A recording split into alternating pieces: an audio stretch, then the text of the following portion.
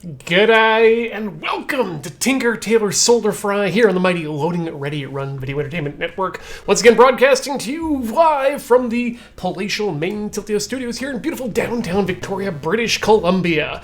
Hey, it's a TV. It's a big old plasma TV, and I've had this for a while. Did I mention that this is a Let's Try program? Yes, this is a Let's Try program here on the network, which means that we like to try things out technologically, crafting, making. There's no guarantee of success, but there is always a guarantee of a good time. That tasted weird coming out of my mouth. Hey, treat us to the scream. So I've been teasing. Well, I haven't been teasing this much. Talked about this on a few streams a while back while it was still happening, and of course in the teaser for the show here as well. This TV screams like a banshee. This is a Panasonic, nope, not a Panasonic, Samsung PN50A 550S. Let me put that in the chat there for anyone who wants to look it up here. PN50A 550 is the model number, and it's a plasma. I really liked the plasma televisions, except for one thing. The thing I liked about plasmas was the refresh rates were so wonderfully variable that you could get good 24 frames per second on this for real. The blacks were much blacker than you could get from LCDs and LED televisions at the time. An LED television is just an LCD television using LEDs as backlighting rather than fluorescent systems, much like the fluorescents in your lights. They use them. A plasma makes its image by having the image turn. It uses tiny tubes of glass that are filled with gas that fluoresce, not phosphorus, because that uses phosphors, shooting electrons at little phosphorus to make lights. No, these fluoresce, and they become bright. It's all self-illuminating. It's not light being filtered through a backlight, which is what most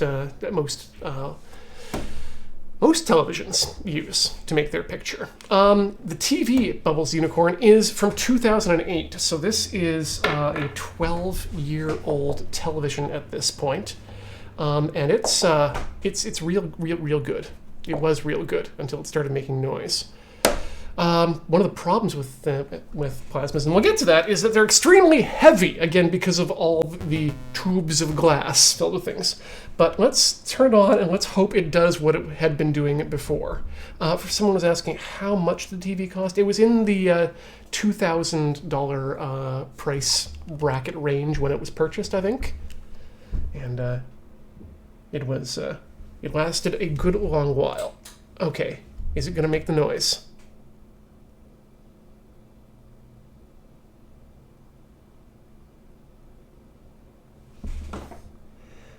Okay, I don't know that it's making... Okay, it hasn't made the noise. Doesn't make any sound at all right now.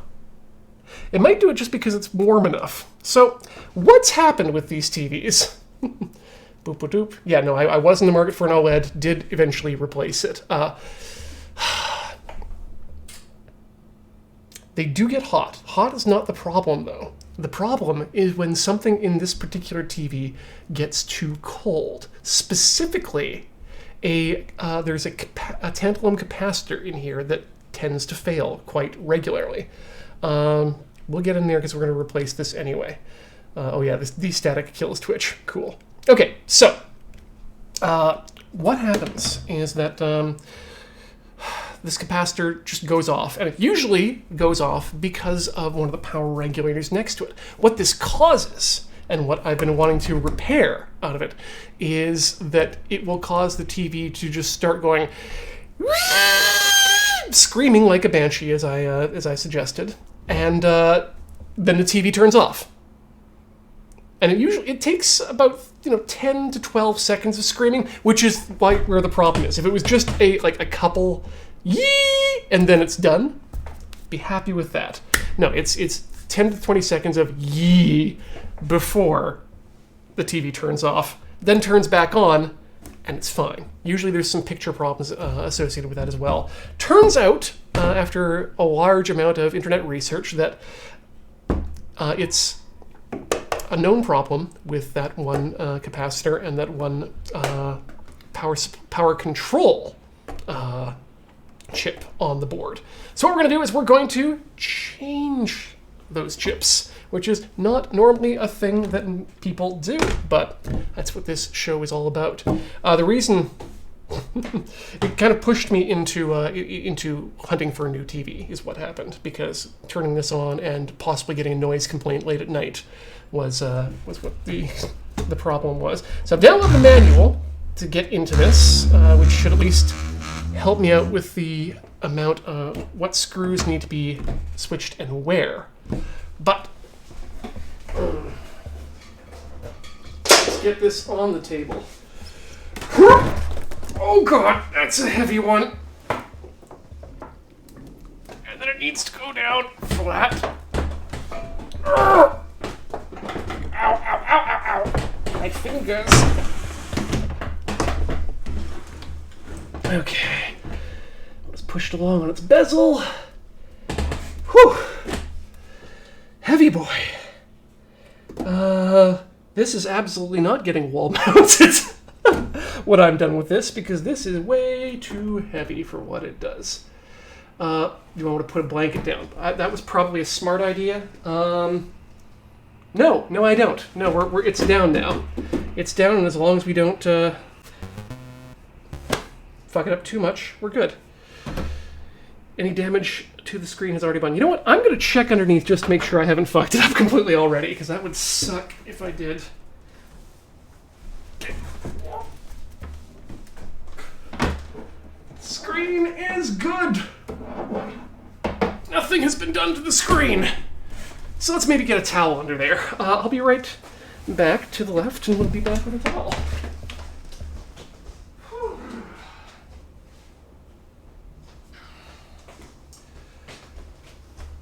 Maybe just a double towel on both sides, just to keep off the...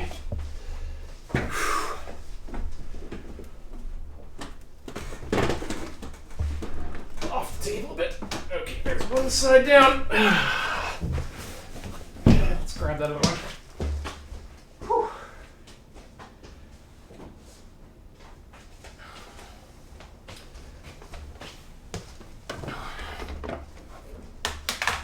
Okay, we're back. Slightly different camera angles today because, well, this is a big TV and we've moved things around in the crystal gondola here for a number of reasons. Where'd the camera go? There we go. To move an LCD TV soon, I can't find a consistent answer on whether it matters if I move it or not upright. I don't think it actually matters, but I don't think that's the definitive answer that you're looking for. I would move it upright because there's less chance of damage of the screen that way. But I don't believe that LCDs have the same issues with plasmas and whatnot about being upright for long periods of time. Okay. Whew. Yes, a lot of issues with the questioning about leaning TVs and whatnot, and one of the many reasons I like plasma TVs. Let me just actually swap camera angles here, if I may, because we're about to begin the actual work here. So let's get that in position, and I have already checked. There we go. Hey, all. Extra camera angles for everybody. Okay. Hey, we're here now. Let's get this down. And twist twist it into a method that's useful. There we go. That seems like a decent-ass view. Perfect. Sounds like a didgeridoo. I mean, we could compare. All right. Thankfully, I have downloaded for myself, let's move this over here, for myself a manual to get into this, so I know what screws to take out from where and where they go back in the end. But the first thing we got to do is remove the base from the bottom there. So let's start by getting that out. 6 screws total. John Glitch. Great. This is good to. You'll want to pay attention to this because this is a apparently common problem for this particular model.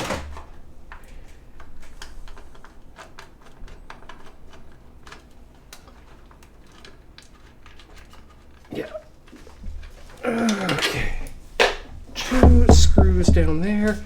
This is a really great model manual too, because it actually gives me, not only tells me what screws need to be removed, but shows me what the screws look like. SB-diff flap. Everybody loves a good SB-diff. Gentle squirrel. So what happens with this TV is that when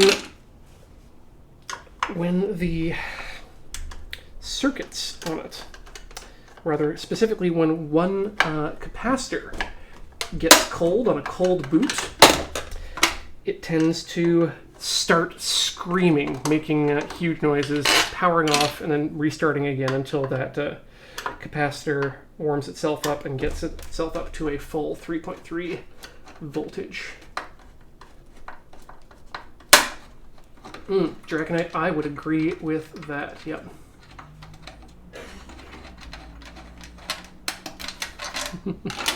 Frying should be low today because we are going to be working only on what is known as the cold end of the television. This is a bit of terminology I learned last night while doing a bit more deep diving in terms of the television. Oh no, Arclight. The sound is made by the speakers, not by the actual capacitor itself. It's just that it's not providing enough clean voltage. Wow, check out that dusty AF connector. Hey, I found a toothpick piece in there. From back when I used to use toothpicks to hold things onto the mesh at the top. Specifically, I just built a plinth for the top of the screen here. It's all angled so that it would be flat against the top edge, and I could put my Kinect on there when I was still using a Kinect. The plinth was built out of hot glued foam core board, and I used the toothpicks as just a method of holding it in place on these vent holes. Okay. First 6 screws removed. Next, we need to get rid of the 4 gigantic VESA mounts. I say VESA, you can say VISA. One of us is wrong, and I'm not going to argue about it. Oh, these are big, thick boys. Put those in top. Oh yeah, these absolutely do need to be removed too. I was wondering if we could get rid of those, but yeah, this is one of the biggest VESA mounting profiles I've seen. Just huge. Look at the absolute size of it. Okay, those 4 come out. Then we need the 11. Interesting number. 11 red screws, which go all the way around the edge, but also here is one of them. Thank you, system, for telling me what those are.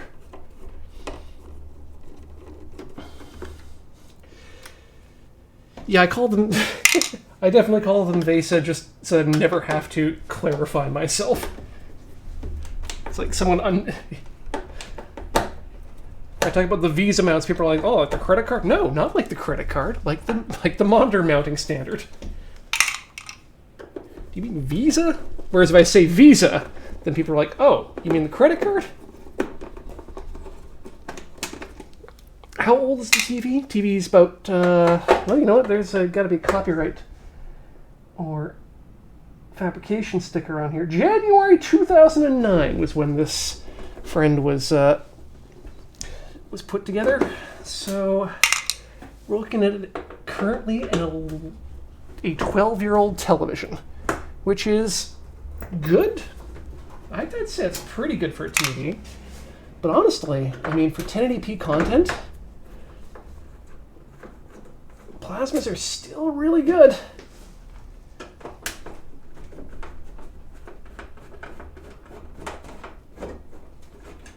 Old enough to be high-end and not have a DVI.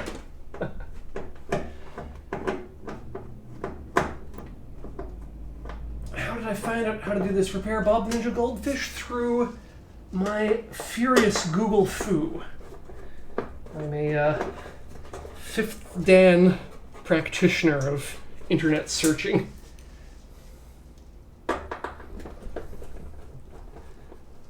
There's actually a lot of resources online specifically for TV repair.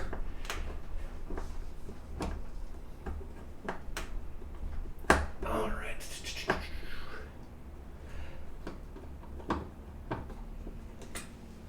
Yeah, Benningfield. Yeah, do some of the research. There's a lot of resources, and it turns out it's actually it's very easy to get the parts too.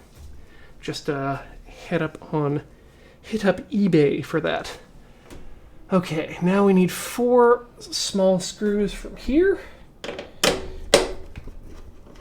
That one's a lot shorter, it looks like.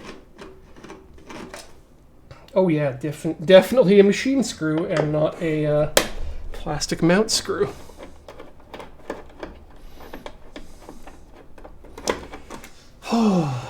Yeah, no. Super happy about the current lightness of, what do you call those guys? Not HDMIs. OLEDs. Really good.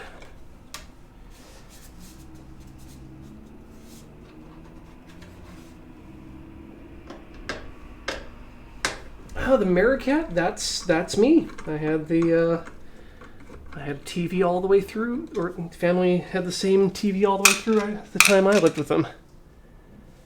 1, 2, 3, 4. That's it. I think that's all the screws we now need to remove. Which means we're getting into the other portion. Okay, which means we now just get to lift this big boy off. Let's see if we can do that safely.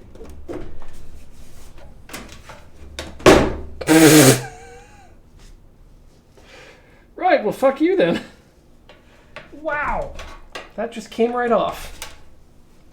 Okay, there's got to be something about this. Aha! I am in fact missing a screw, and that is the problem. Right there.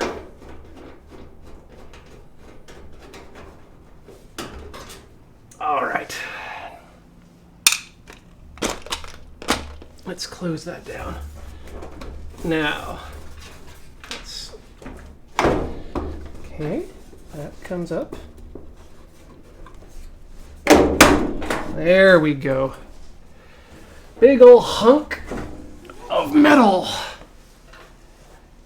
Oops, that got hooked on the sweater there, which I'm now going to remove because, boy, these studio lights are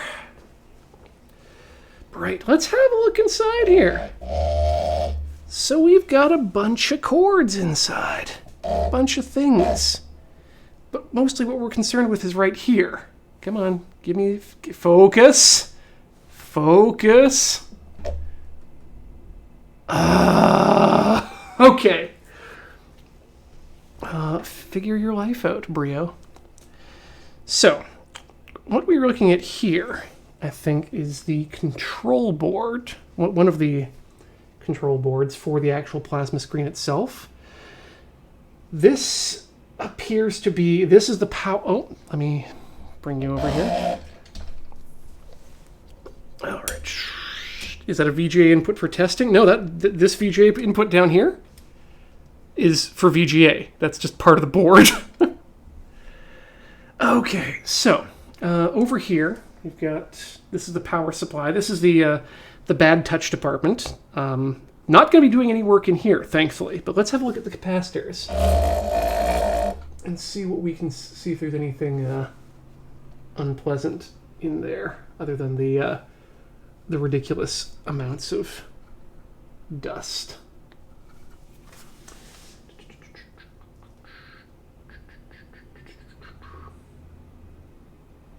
Okay.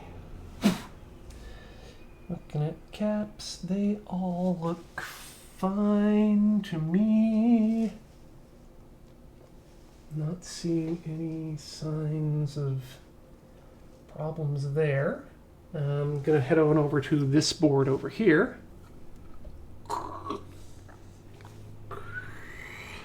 Do a similar quick pass.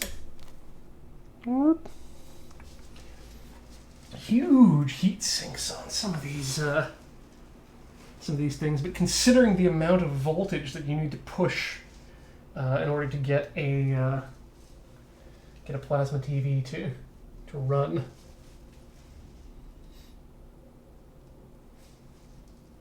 It's not that surprising. What does surprise me is the amount of ribbon cabling in here. It's kind of amazing. Speakers down at the bottom, as you like. I think that this is going to be one of the image boards right here. So we also don't need to worry about this, thankfully.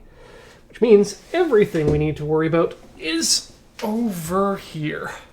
Let's move the camera into a better place for that. Come on, camera. Make everyone sick, please. Just please. All right. This appears to be it. And we're looking for IC 101 and the associated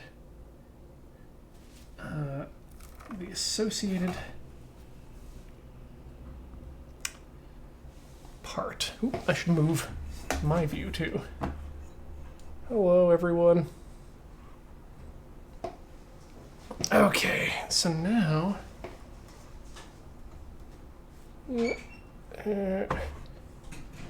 come on, do what I want, not what I say. All righty-o. I like that they give you information here about the connector info too, and dip switching for something.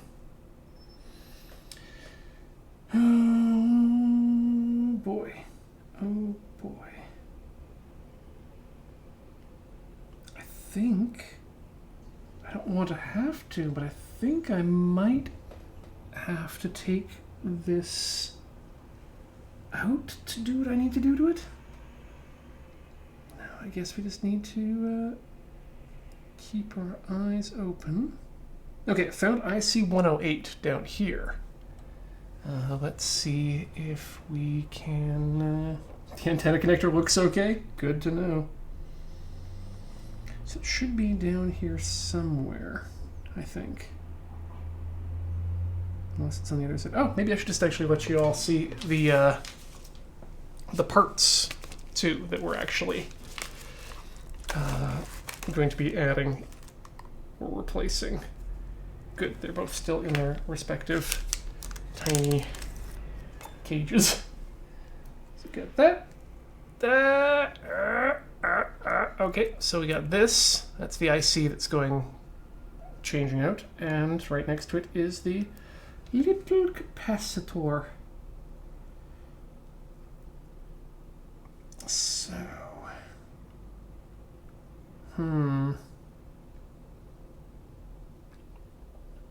I'm beginning to think this might be on the back of this one, which means it's coming out.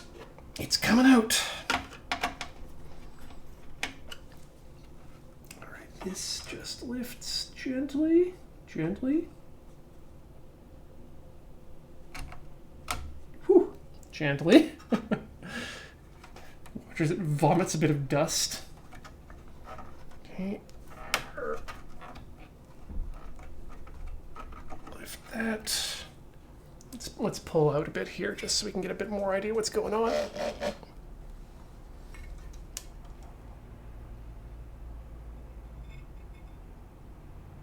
Maybe a bit more height. There we go. We can bring you in for a zoom later on.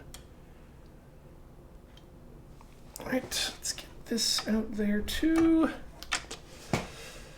Oh, if the F connector is mounted on, it's probably an RF modulator. This bit, I absolutely bet that that's what it is.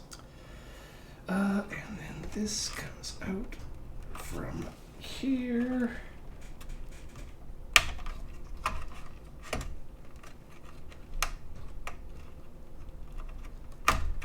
Okay. All right, that's that. That's everything that's connected, I guess. Let's remove some screws.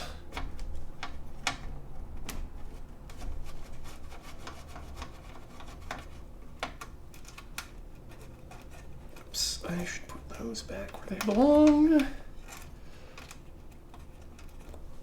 He has promised us a Sam Raimi. I will not run you directly through this circuit board. Okay.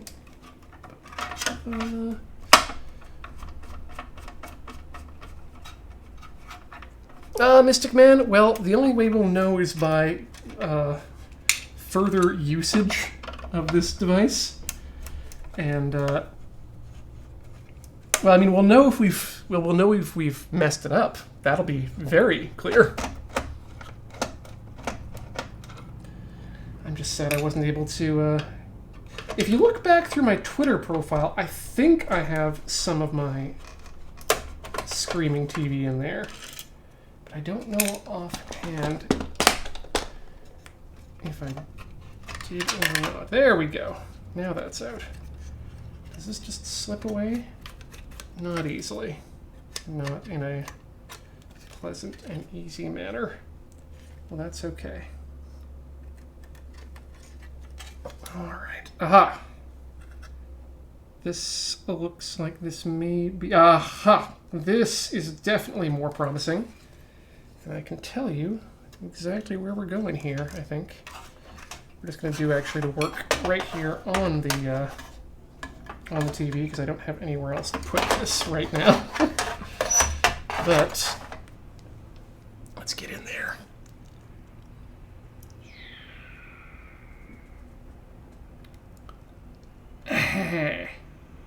There we are.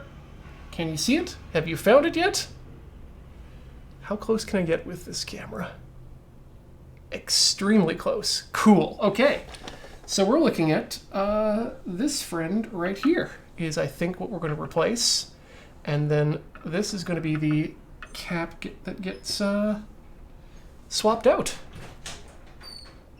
So that's cool, right? We've got this far. Now we need to deal with a couple of issues that make this not exactly the most easy fix in the world. Let's get these out here.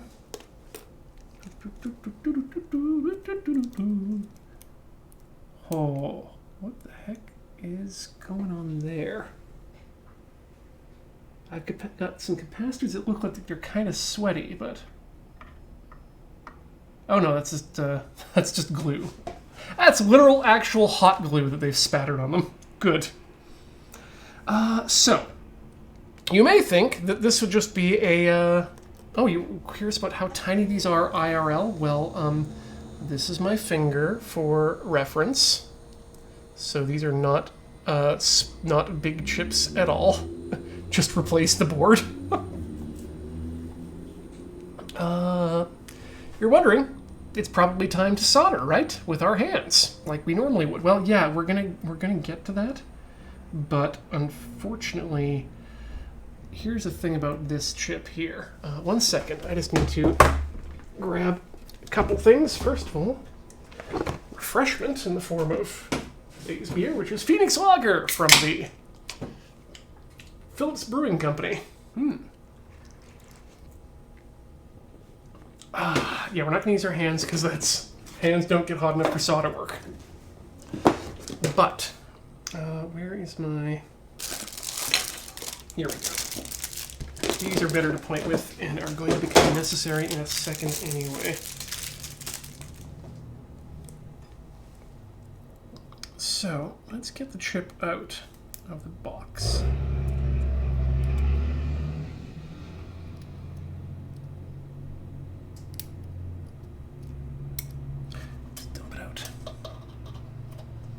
So, pretty normal looking chip, right?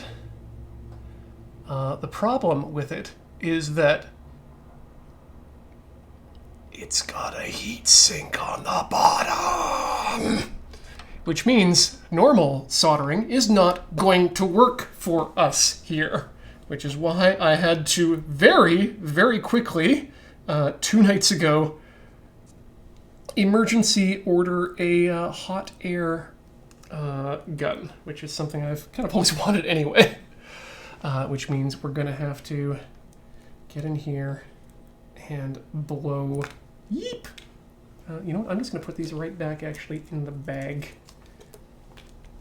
so that I don't lose these tiny, tiny parts. Go back in your bag. Little chip. And a little capacitor too. He's back inside its home. So that means we're gonna need to get our hot air rework station and find a place for it. We're also gonna want to pull you out just a bit here, or we'll end up melting you, and I don't want to melt you. I also need a place to put this thing down, which... here will do. Okay, let's pull the chair in closer. Okay, let's get this thing plugged in, shall we? So I think we got enough time to maybe get that... does the heatsink pad have vias through to the back of the PCB? Absolutely, it does not, Dreosynth, is my understanding. I mean, I'm going to double check that, but when I was watching all the vids last night of people doing this particular... Oh yeah, nope, those are right underneath these coils here. So that's a difficult one. That's a bad miss. Okay. I guess let's should we try masking things off? I don't have enough tinfoil, and I'm not really interested in ruining that. So I think we can just start spraying with heat, as it were. Does anyone happen to know off the top of their heads what heat is a good one to use for these sorts of things? Because that's something that wasn't covered by the tutorial vids.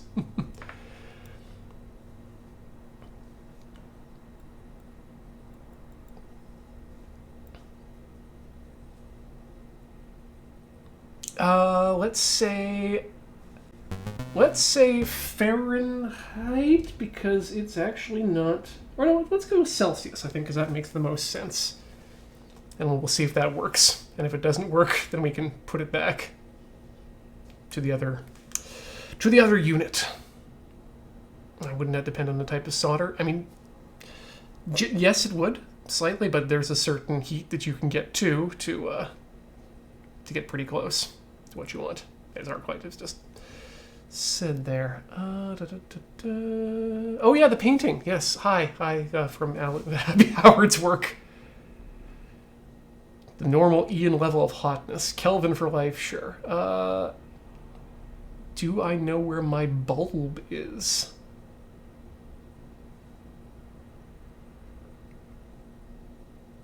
Okay, let's see. Let's start with 175. I like that. Oh, and you know what? It just kind of wanted to start at 175 anyway. So that seems good. Oh, wait a second. Let's not do that, because I need to apply one more piece to that hot air system, and that's the 220. Okay. You know what? I'm actually going to see... I'm going to try... We'll start with 170. We'll use the small nozzle to really get the air on there. Yeah, we'll start with 170, see what that does. This is going to apparently take some time as well because of the...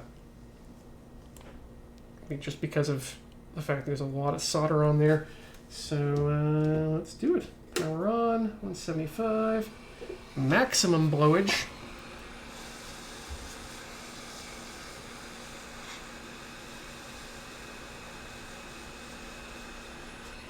Okay, gonna get my my pokers so we can see when that starts to... This is my first time doing this, by the way, so let's all pretend that this is gonna work fabulously, right?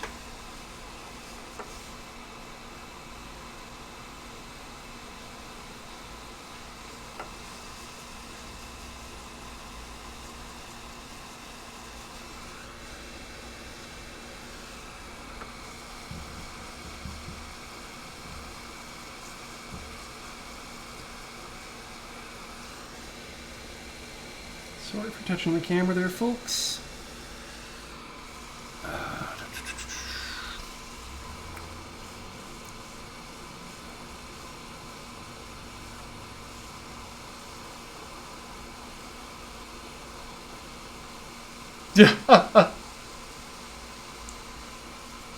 Practice? This is practice, friends.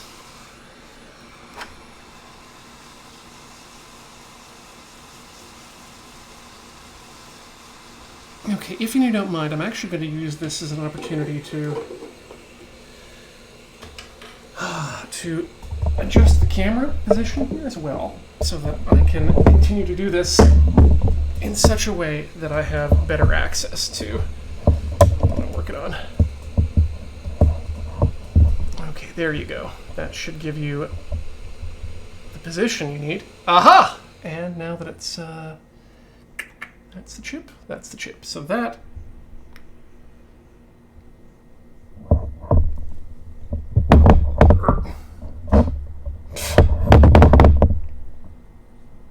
That's the chip we're working on right there.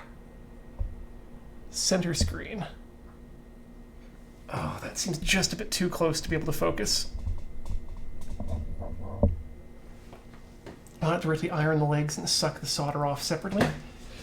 Because if we get it hot enough, we can actually just then lift the chip out completely. That's why we're doing it this way.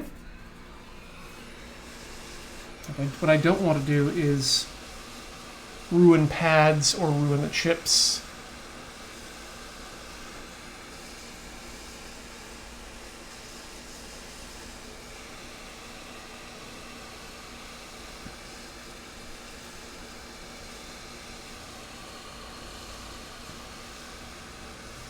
Like I'll probably use a soldering iron to do the other chip.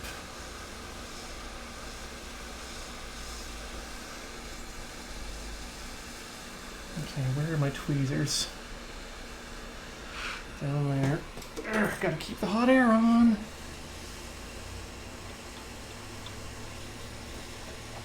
Okay, that's not even close to releasing yet.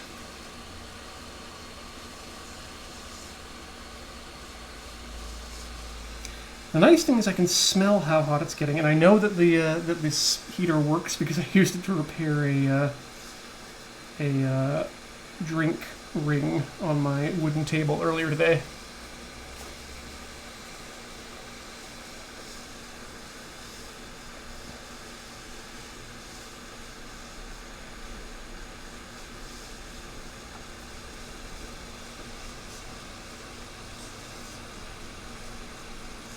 I'm just going to pull this back a little.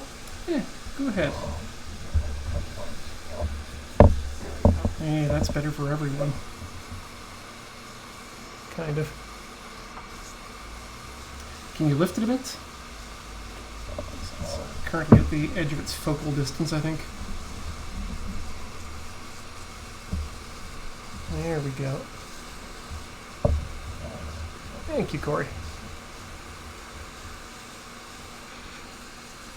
I think I've got to line up one of the feet with the arm so it doesn't tip as much.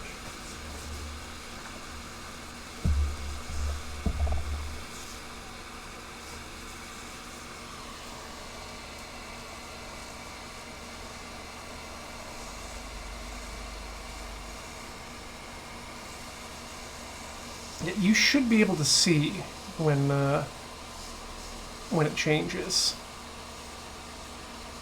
phase state. Like when the solder actually begins to melt.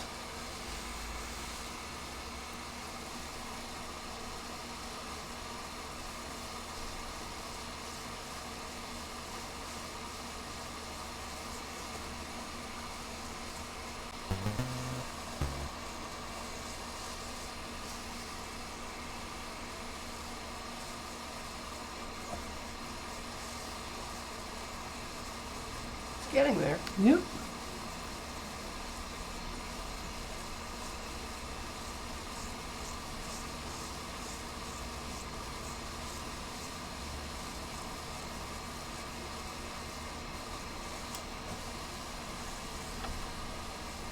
Nope, not even close yet. What we need here clearly is a infrared camera to help us. Oh, yeah. We definitely need an infrared camera. I've been saying it for years. Think of how many good crap shots we could do with an infrared camera. Imagine being the first sketch comedy team on the internet to catch a fart live on camera. Oh man. What would we even do with all of our YouTube golden play buttons?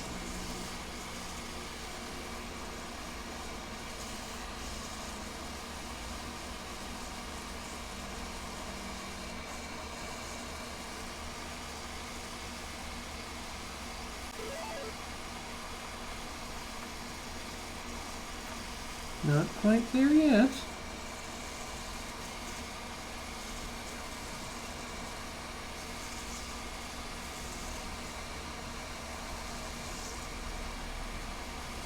Does it get hotter? Oh yeah, the machine gets hotter, but we're starting at 175. I think it might be time for us to rock up to 220C. Right. Yeah, you should have started at 200.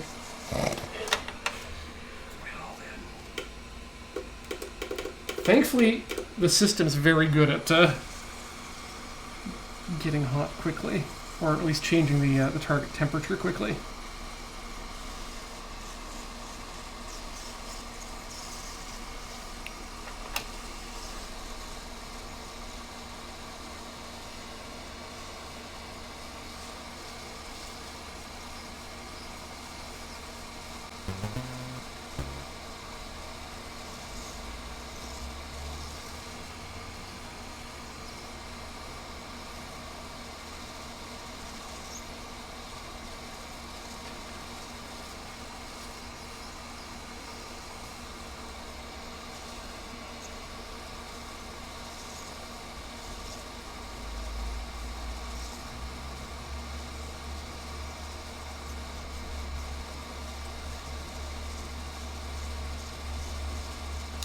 Yep. We're all going to become old hats at this by the end of this chat. Maybe just try lifting one side at a time. Because it's not surface mount, right? Oh yeah, no, it is. There is a heat sink on the bottom, which is why we're doing it this way.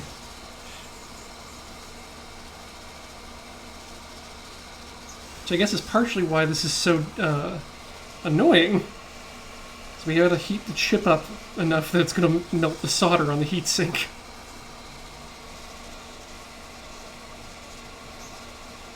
It's starting to smell more like molten solder.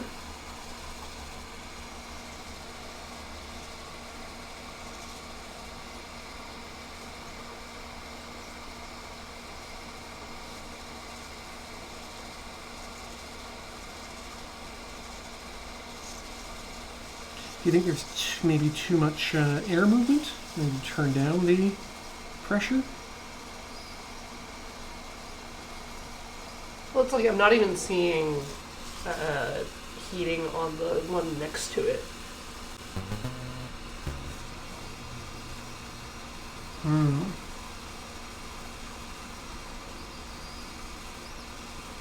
trying one side right now and really just focusing there.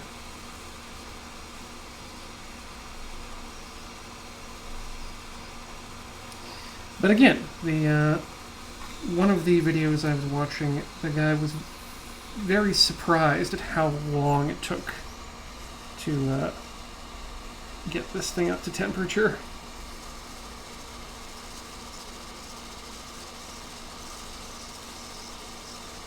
Krager to 5 hundo.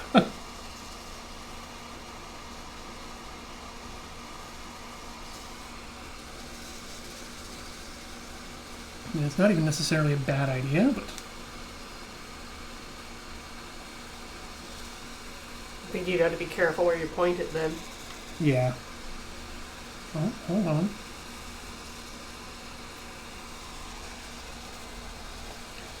Nope, still no change.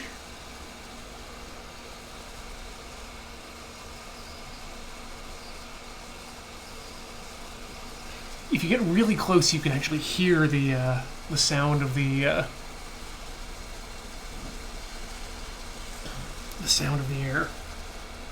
Yeah, the guess amongst other repairists is that this is in fact not lead, or this is 100% lead-free solder, which means high temperatures and long heating times.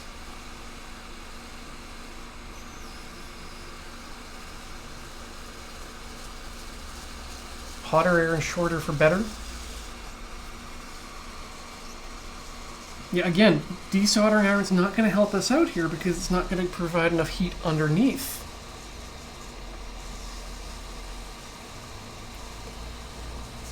Is it listed as RoHS compliant? Probably? Let's try to see if I've got any, if I can see any circuit markings here that say so.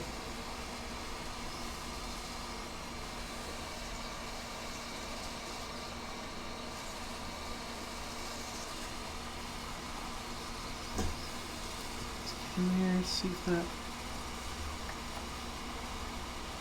Still no movement. Okay. 280? 280.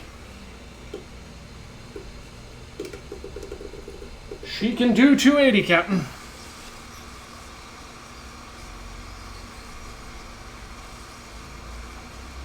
Ooh, that is a different smell.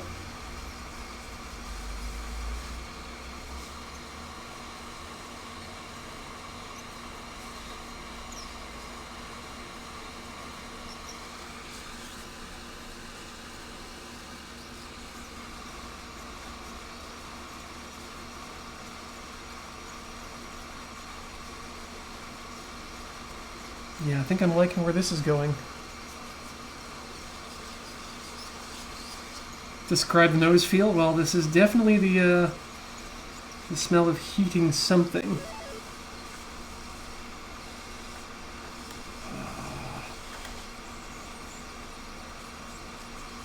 You're getting very close, I think.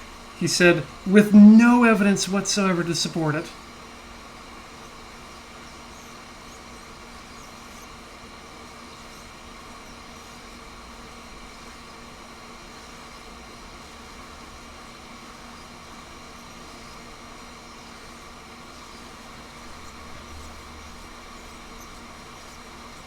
As chef cooks his tiniest dinner.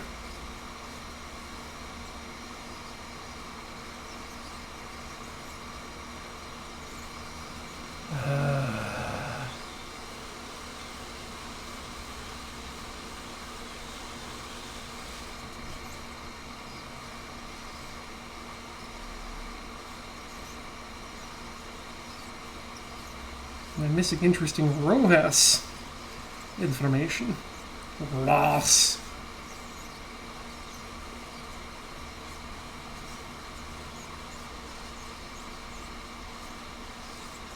Yeah, let's not forget dot pin towards the arrow when this eventually comes up.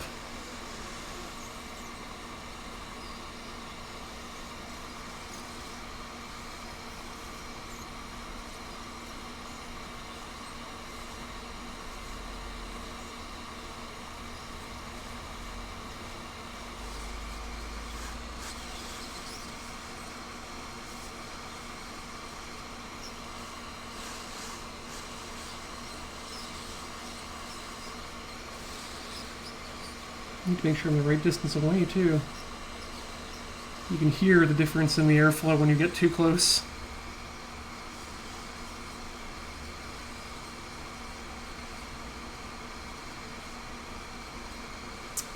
Looking at the check. The board appears to be discoloring. No, I think that's... It looks the same to my eyes here, so that might just be camera issue.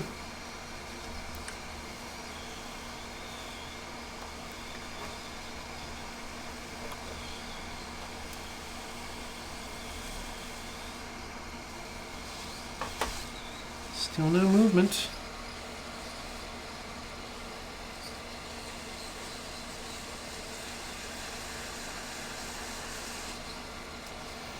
The chip is what my understanding of this situation is, that this is the chip that causes the capacitor that's just above it to go bad. And so, why aren't we hot? And Random Trivia asks, why aren't we heating the underside? Because there's no access to the chip from the other side. It's covered by another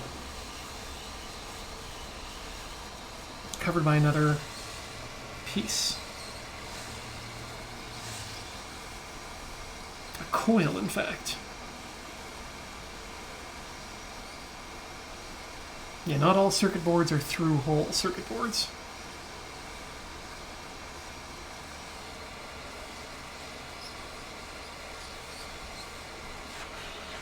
Oh yeah, no, that's definitely blowing air.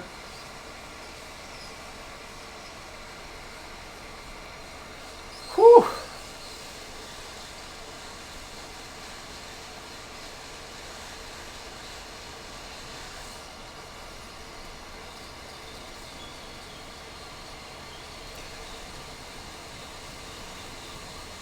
Arc light.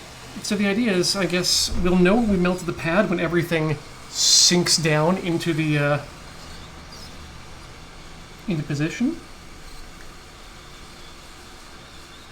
because otherwise the chip won't sit properly.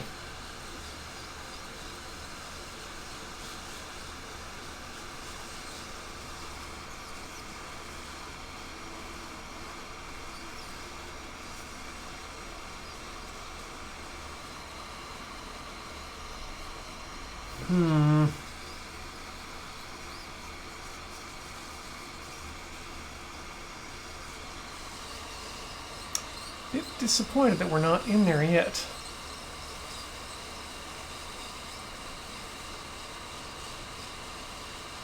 Is there a setting for screaming mode on-off? There absolutely is not. That would have been the first thing I checked for.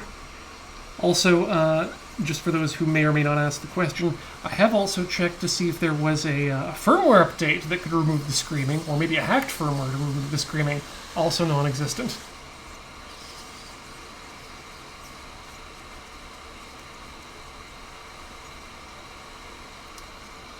Huh. More heat? Yeah, let's see if we can get this. Let's see if we can get this up to 320.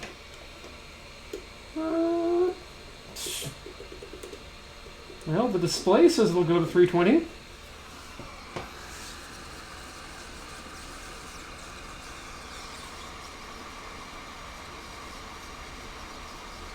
Again, different smells are occurring.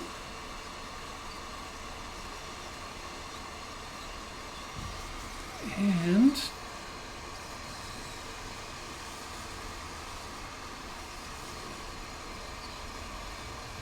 remember, we're also dealing here with ceramic coated chips, I think.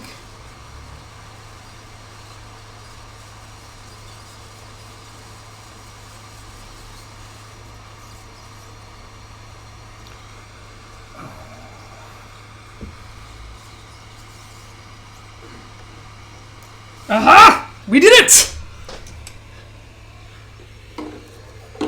Oh, and as you can see, backside's got a wee bit of solder there. Okay, now time to work on the cap. Hopefully that won't take nearly as long.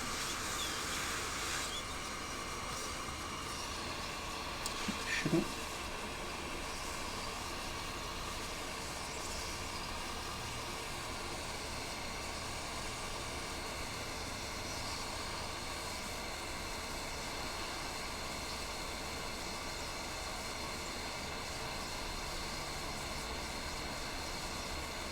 Don't know if we've got enough solder on. Wait a second. Get up. There we go. Okay, and let's maintain orientation to be such that it is that way. All right. Let's move these down into view here too. Yeah, over here. So we got the chip and we got the capacitor. Good work, us. Okay. Oh, I just need to now stretch for half a second. And actually, in that being the case, we're gonna slip back to the booth here. Whew. Good. The device should be cooling itself. There we go. Now it's cooling. I am going to take a break, run some of the ads, do the things that we need to do, swap the fluids. You do the same. Get up, stretch, make yourself happy, and we'll be back with more Tinker Tailor Solder Fry and hopefully the thrilling, I don't want to say conclusion because we're going to put this all back together too, but at least hopefully the successful repair of a plasma TV. Don't go away. More Tinker Tailor after this.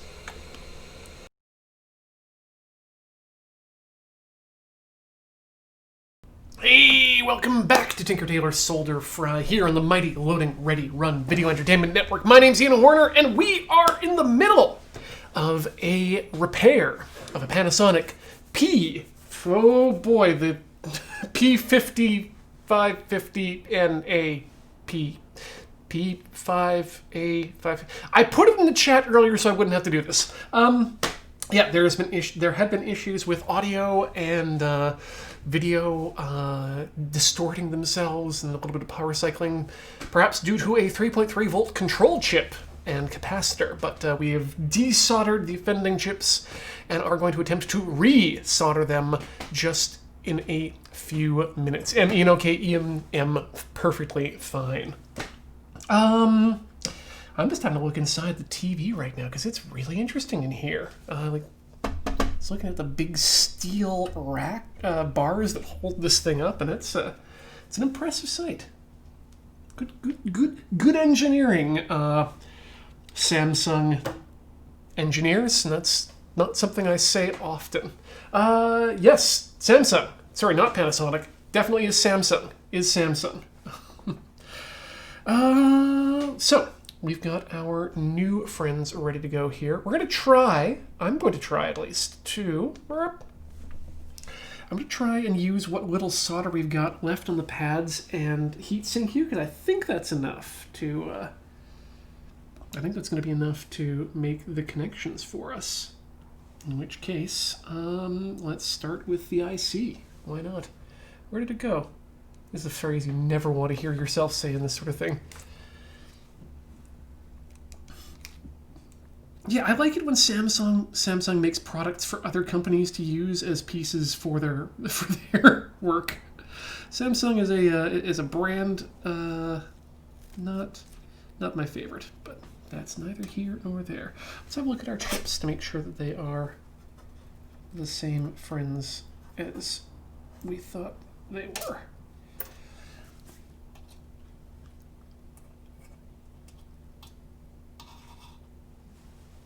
Okay, we need to make sure that our orientation dots are in the same direction. So right now they are not. So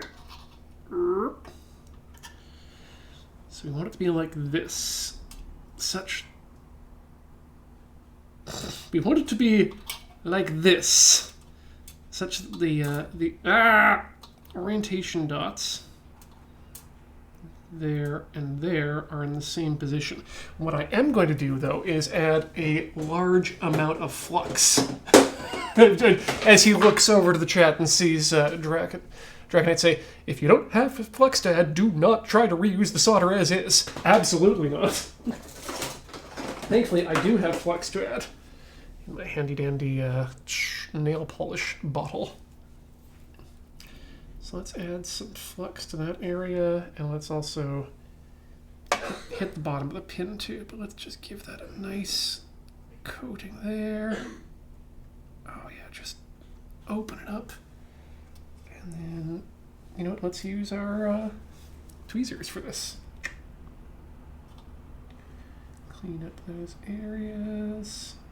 Yeah, just get it nice and flexy. Okay.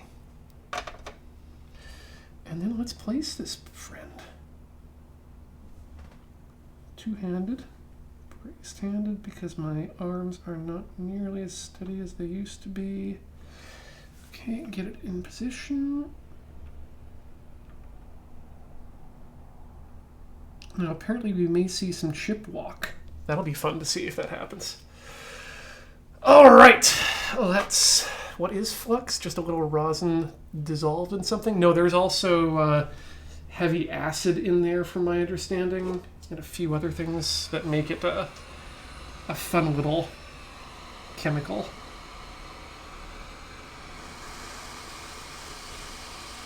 And you can see the flux bubbling away there.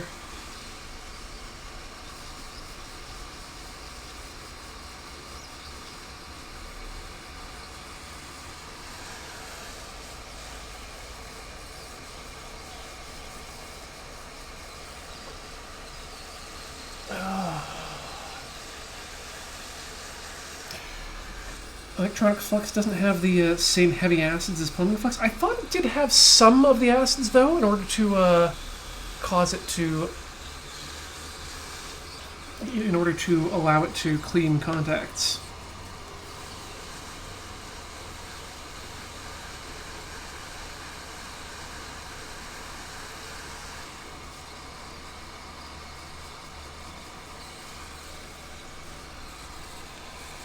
I could use a magnifier right now to see if I'm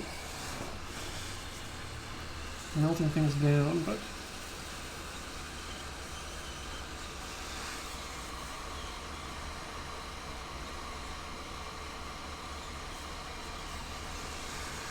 let's get the tweezer in there. You know what? That feels like it's tacked in place. I'm just going to keep heating it for a few seconds here, but it feels like that might be all she needs.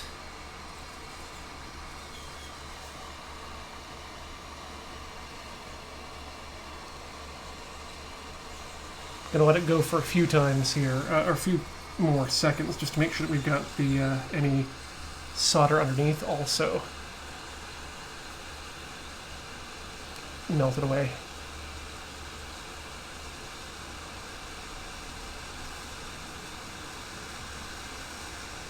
Thank you to Meerkat for giving a good explanation as to what flux is.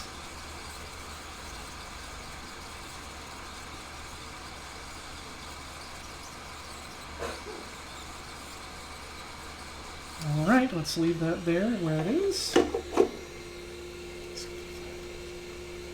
That seems good. Where's my magnifying thing?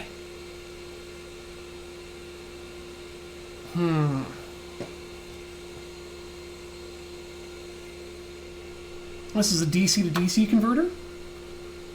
Nifty. Yeah, that doesn't feel like that's just flux holding that on there. So that seems good to me. Let's do the same now for the capacitor. Get that all nice and deoxidized. And then we're going to grab the...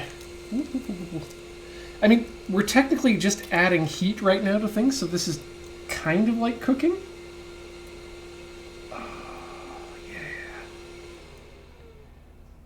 Tiny capacitors are difficult to open the package of. I'll have to get a tiny set of scissors. Be right back.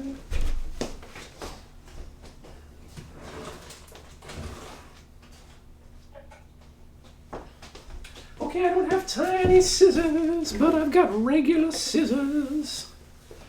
We're gonna use them. Yeah, we're TV cooking, that's it. Alright, let's turn it around. Grip it with the tweezies. Easy tweezy. Snip. Did that work to get it out? It did. It did! Ha ha! I think. Now peel the top off and get that part out of... Urgh. Come on! You can... You cannot be encased in plastic. I believe in you. Free yourself from your polymer prison. Oh my god. Okay, good. So we got our little friend, the capacitor. Previous version was an NEX A57 or AS7. Current one is a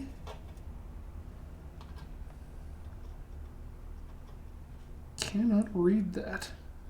Dang. Regardless, this is the capacitor. That is the direction we want it to be in. Let's add some flux to the bottom of that friend. Again, for... Yeah, do not fire the capacitor halfway across the room. Holy moly, would that suck right now.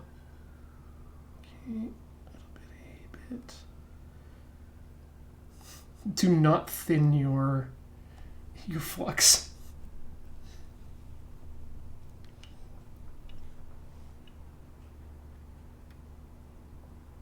Okay. Just gonna nudge it into position. There we go. By nudge, I mean just kind of manhandle. Okay, let's get the hot air. Yeah.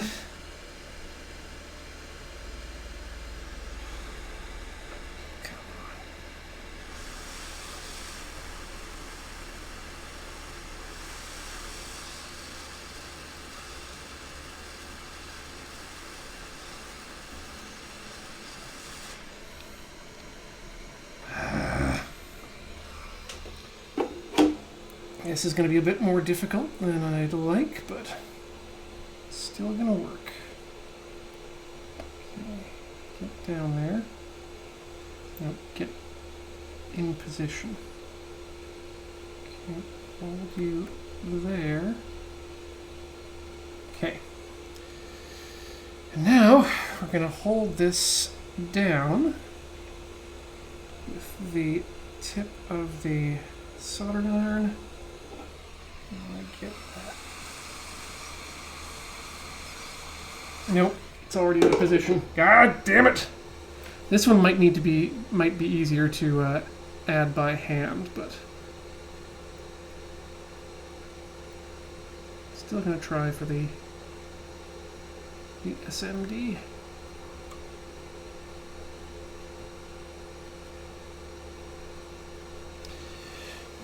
Still gonna try for the surface mount. Okay. Let's just push on that.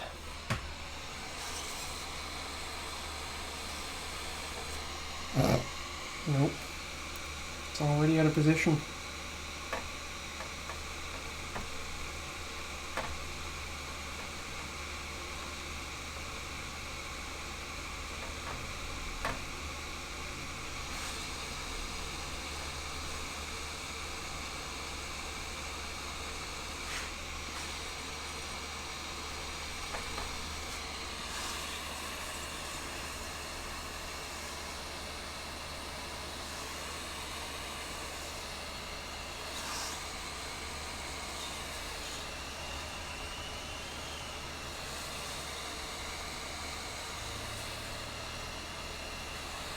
Well, that looks like that's starting to take hold.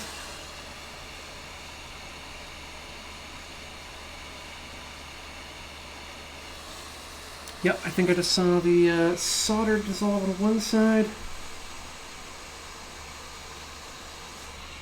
Looks like I got it on that side too.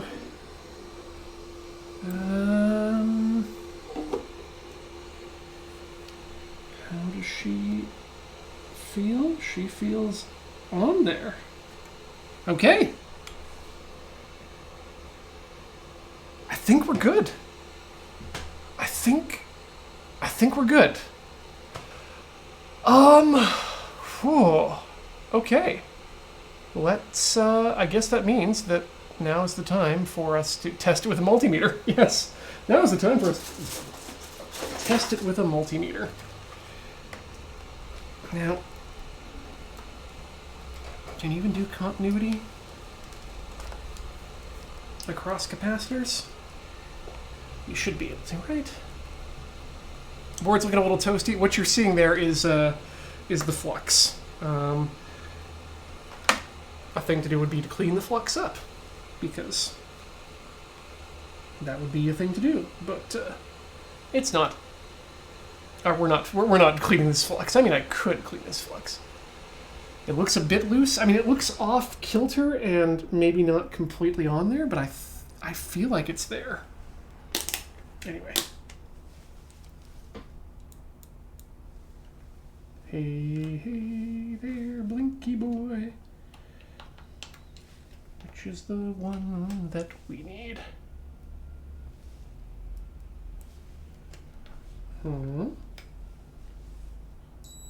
There we go. Continuity achieved. Does it work on the old capacitor? It should.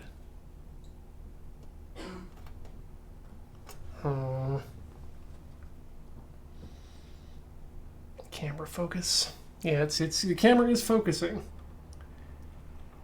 I mean, it doesn't. I'm not sure what to be testing here, to be honest. Is all isopropyl still in the? No clean flux just means it won't destroy the board. You know what? I do have a little isopropyl alcohol, so why don't we give this just a bit of a wipe down? Otherwise, people will be upset.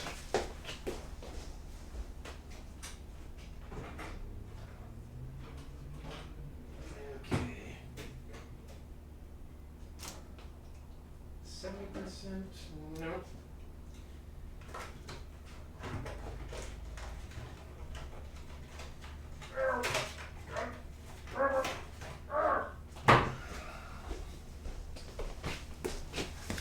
I don't stockpile this stuff, but it is useful. Can you hit another chip to see if that reads? Let's see here what we can do.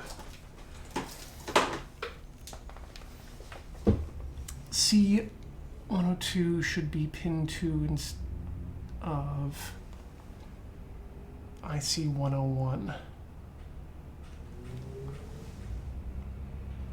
Oh, should be pin 2. So IC101. So if that's pin 1,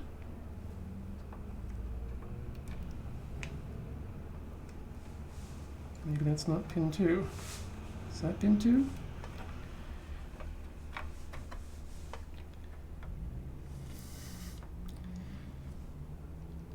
Which one is pin 2 on that chip?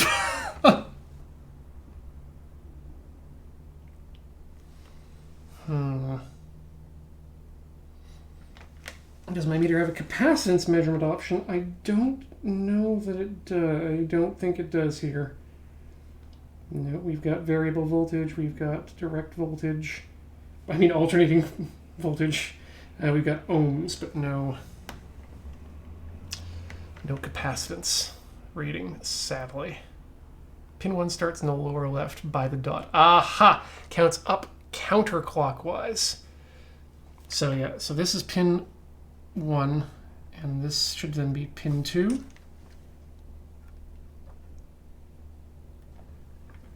I don't know that that's making a connection anywhere. Also, my multimeter seems to be having issues. Even with itself. Counterclockwise. Ah! So yes, pin 2 is there.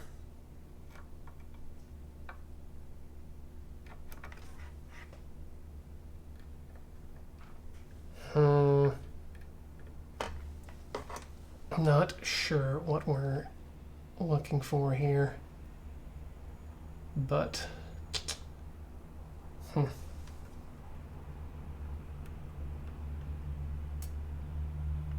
That seems like something we probably should have tried before.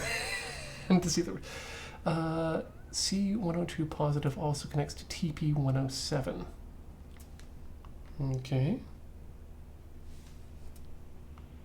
TP107. Oh, I found 106.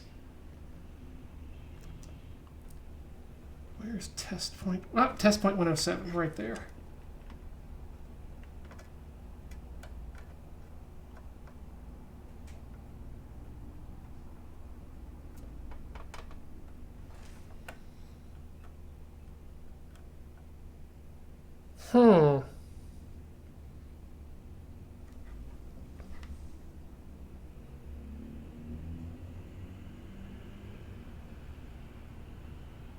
Oh, C102 is the cap. My apologies. Whoops. Yep, that's...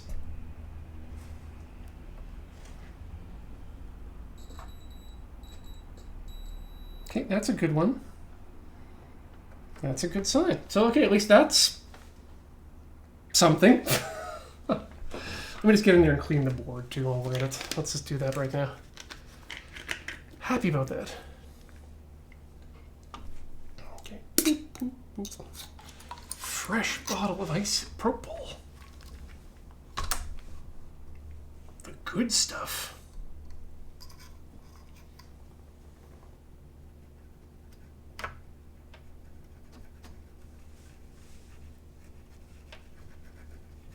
Alrighty.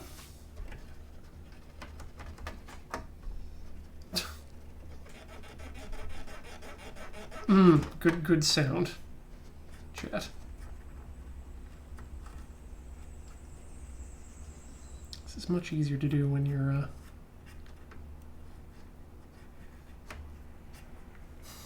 it's much easier to do when you don't do this. Let's be honest. Okay, get rid of that dot there.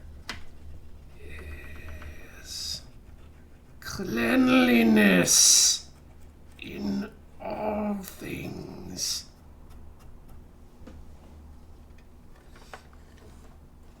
Boy, I sure hope the markings on that chip were etched and not just printed, because now they're gone. All right, folks, you want to see this, if we can get this thing buttoned up? See what happens when we turn it on? See if I've ruined the television or if I need to get in there and resolder some points that I have not done yet. I'm going to put these used bits back in the bag.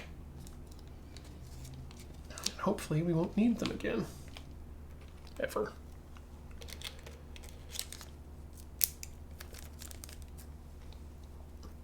Yeah, the isopropyl, at least in Costco here, is reasonably prevalent at the moment. Please do not... Please no hoarding. Alright, let's... Where are my screws? There they are. Where are my screws at?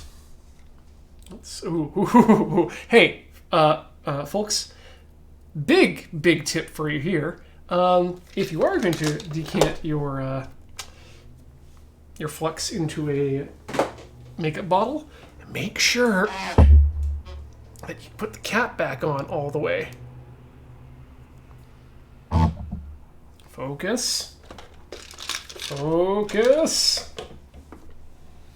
There we go. Focus on my arm. Good enough. Okay. Can I test without putting it all together? Just cable it up? Yes, I can. UWD John. I think I'm going to do exactly that. Again, we really won't know until I've spent some more time using it whether or not I've properly removed the Banshee screens, but we'll keep you posted. And if anyone's in the market for a 55, I believe it is, a 55-inch plasma 1080p TV with gently used, properly repaired, and as seen on TV, or at least Twitch, hit me up! You pay shipping.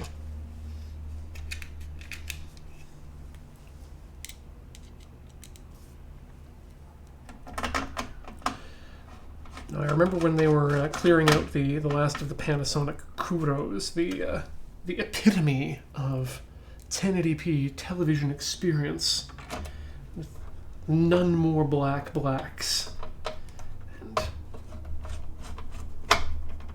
beautiful frames. Oh yeah, no, Griggles Wong, current prices for TVs are just bananas in terms of how inexpensive they are in general. Like, it's not cheap, but it's not extremely expensive these days. Actually, they're at the point now where I would consider actually just getting okay, it's something I'm currently testing, is I'm currently testing a 43-inch 4K TV as a monitor on my desk, and using it at high DPI mode, and it's actually really good. I highly recommend it if you have the means and if you're interested in trying it out. I don't know if I'm going to continue with it, but we'll find out in 2 weeks' time after I've done a couple weeks of real work. Okay, I'm going to swap out to the big wide booth, and we're going to plug this back in, which means I got to unplug my hot air station, which now that I've used it somewhat successfly, kind of really happy with it. And then let's we'll bunga.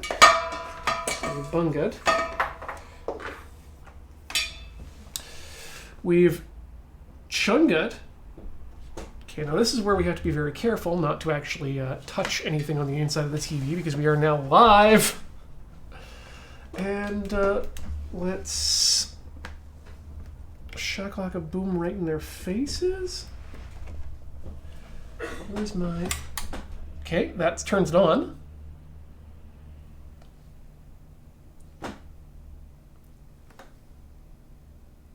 Flashing is occurring here. I don't know what... I'm hearing buzzing from the power supply. That's generally a good sign. Or at least it's a normal sign. And it looks like, from the bottom here, it looks like the TV's displaying static again, which is important. Okay, tell you what I'm going to do. We're going to button this TV back up all the way, and then we'll give it another sample and see if everything works as intended, see if the audio comes through. But I think we may have just fixed a TV, friends. Okay, let's button ourselves back up. I'll need, once again, that manual. Kick things to the side here. Grab the big old metal shell. God, I feel like I'm going to slice my fingers off on the edges of this. Yeah, make sure everything's aligned with the I/O in the I/O zone. I don't think everything's fully aligned in the I/O zone though. So where's our alignment off a bit, team? Oh, of course, down at the bottom, where everything gets bendy.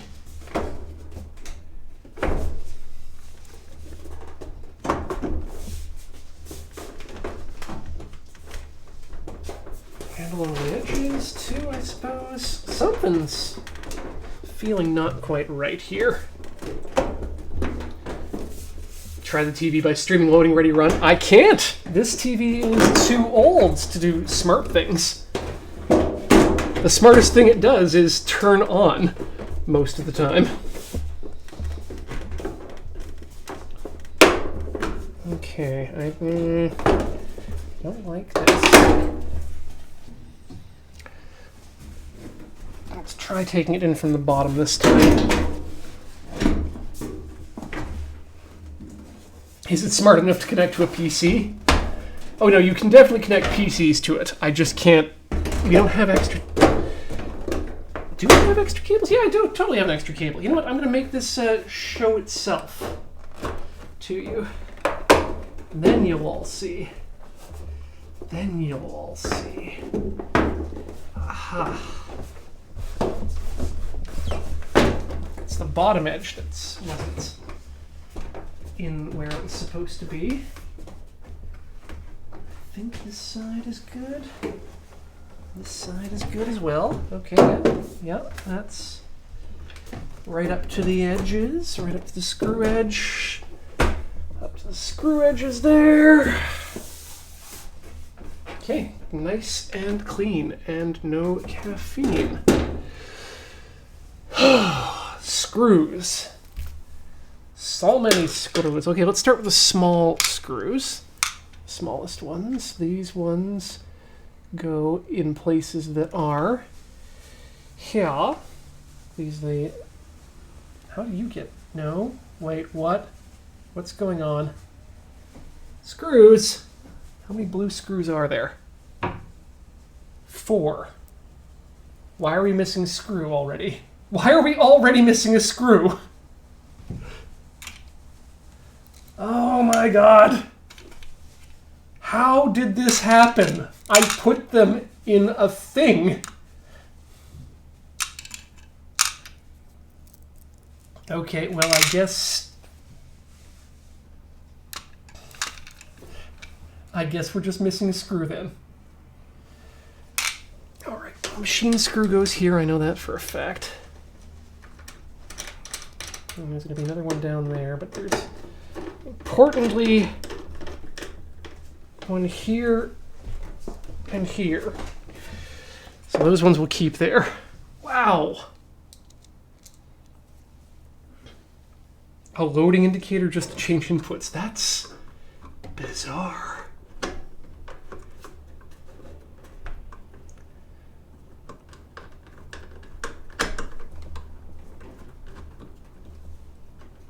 Yeah, no, I'm I'm down with you, Hosk. That I mean, like that's the thing. Most TVs are monitors, but now that they've started showing ads on them, it's like, what's going on? Who allowed this to occur? Who's responsible for this? That's what I want to know.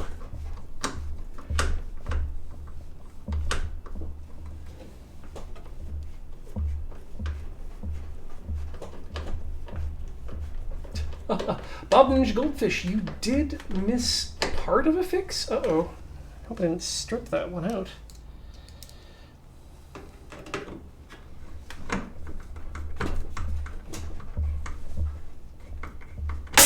These are the right screws, right?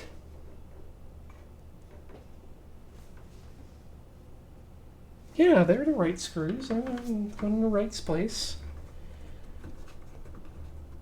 They just feel bad. I don't like them much. Yeah, thankfully it seemed to be an easy fix, Bob, but an easy fix that took some time for us to figure out what we were doing. All right, now we're on to these plastic screw ones. We need to be a little bit more careful with how we get them in. Turn backwards until you feel the click. That means you're aligned. It's my favorite trick. Okay, let's do this like a tire, in a star formation, shall we?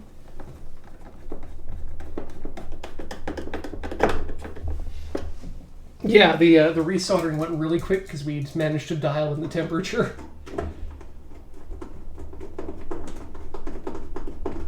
Oh, okay, let's get that in here. Don't worry, I think I got something bonus for y'all in a sec anyway, depending on what the timing is like. But all right, all the way around the edges. So we got that corner, that corner. We go now to this corner. We go now to the top left corner.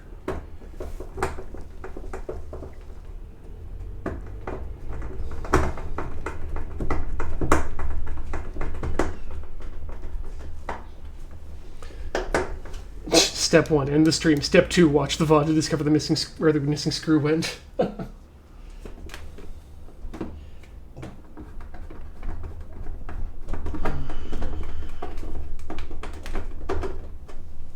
Okay. There. Let's go up here now.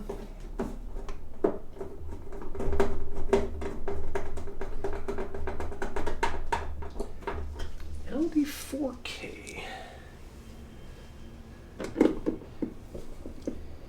Yeah, unfortunately, I'm still on optical SPDIF for my audio systems. So, not that I dislike that. I think again, it's much like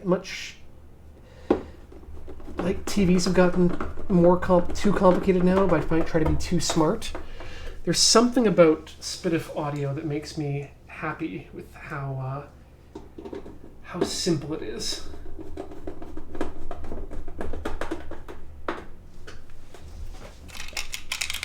If you haven't already, I highly recommend y'all check out Technology Connections episode on SPDIF or SPDIF or Sony Philips Digital Interchange Format, I think is what it stands for. But yeah, the optical standard that's still around. I actually ended up just giving away a bunch of SPDIF cables. Specifically optical ones, because I didn't need as many as I had, which turned out to be 3 more than I needed.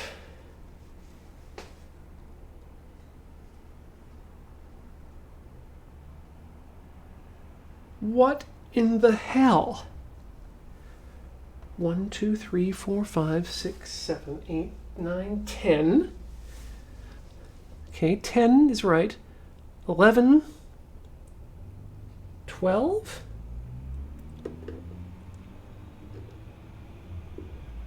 One, 2, 3, 4, 5, 6, 7, 8, 9, 10, 11. 11 is correct. So why do I have these 2 screws in my hand?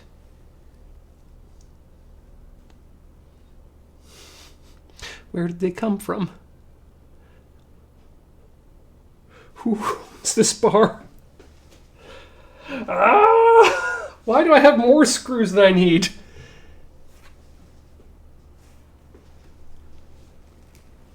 Is that a screw point? Was that a screw that I didn't need to undo? I guess there was an extra, or there are at least one screw that's extra here.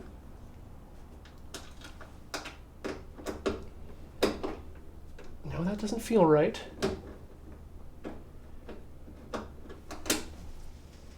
Huh. Seriously, this is beginning to weird me out a bit.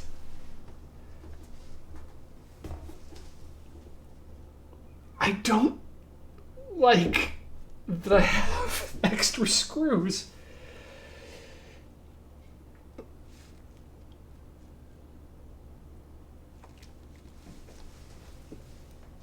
And yet, where could they have come from?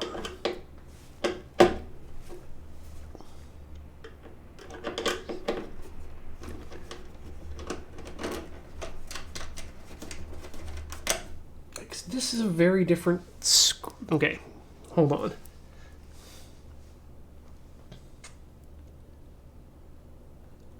Where's my gameplay left? Okay, nope, that's... Yeah, that'll do. So, here's... This is the screw that I have what I feel like I'm missing one of.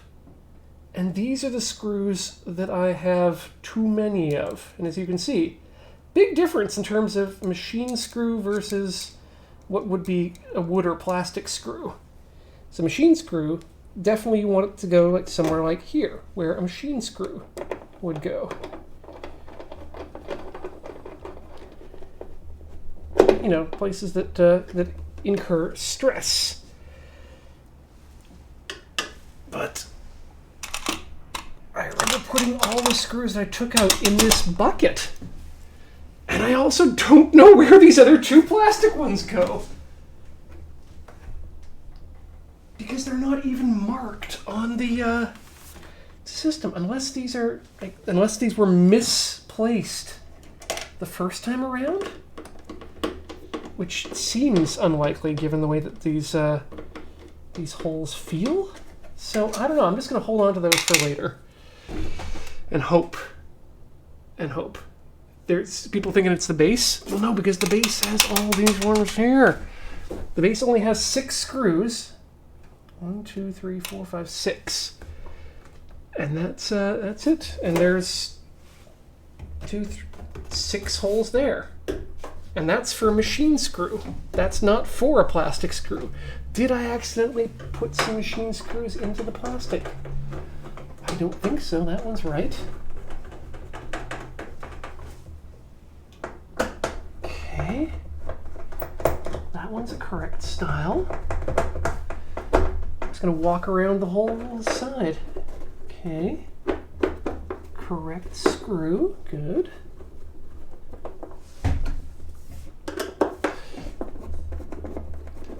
What holds the PCB to the frame? That had different types of screws. Silver screws.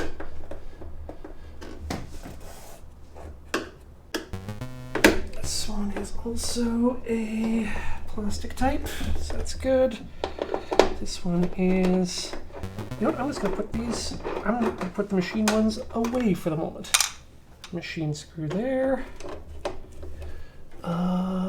This one should be plastic. It is indeed plastic. I'm going to leave it where it belongs. Okay. These are the other 2 machine screws, so let's take them out now.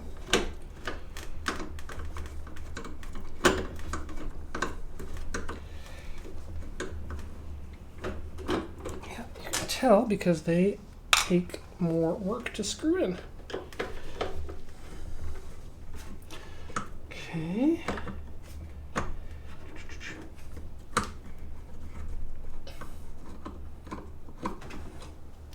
Okay, good.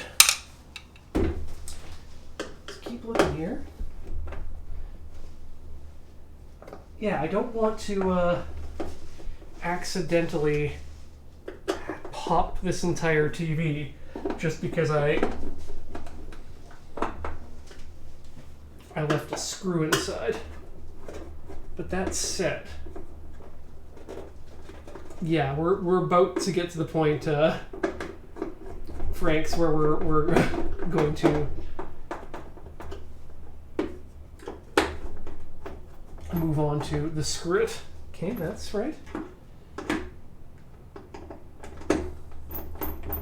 Lord Zerano, I think you're also working from the same I think you're working from the same document I am. Okay, I mean, the VOD's one place to look, but keep in mind, I also do things during the breaks. Okay, you know what? Let's just lift it.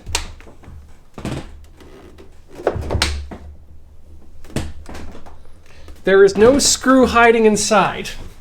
If it had, it would have rolled by now. So,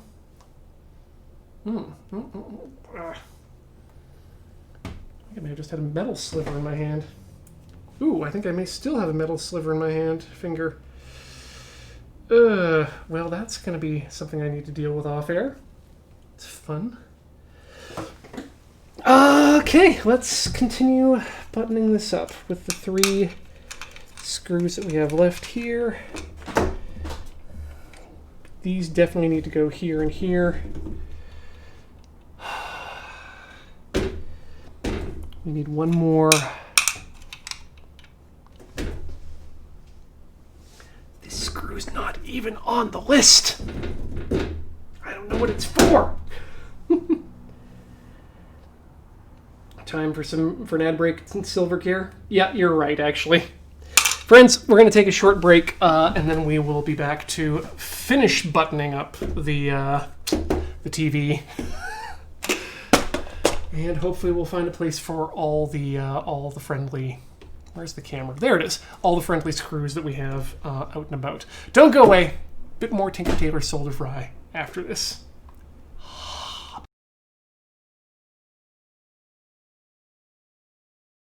Welcome back, everyone, to Tinker Tailor Solder Fry here on the mighty Loading Ready Run Video Entertainment Network. My name's Ian. We're in the last stages of repairing a plasma television. We've hot swapped, very hot swapped, a couple of chips, little voltage DC to DC converter, and a capacitor. And we are now in the light stages of buttoning up the TV with too many screws, and I had to gaff anymore, because we're just going at it. So let's finish up buttoning up the last of the screws. We want definitely 2 here and here, because these are structural points. The rest of that, any other points which are non-structural can be ignored in my mind. People talking about slivers, too. I did manage to get the metal sliver out of my hand, so thank you all for... helping me out there, forcing me to take a break so that I could deal with that. Because, boy, I don't like me a metal sliver. They don't feel good. These are definitely structural and necessary. But I was able to confirm that yes, we are all working off of the same reassembly manual. So let's have fun. Stick this one here, 'cause that's another...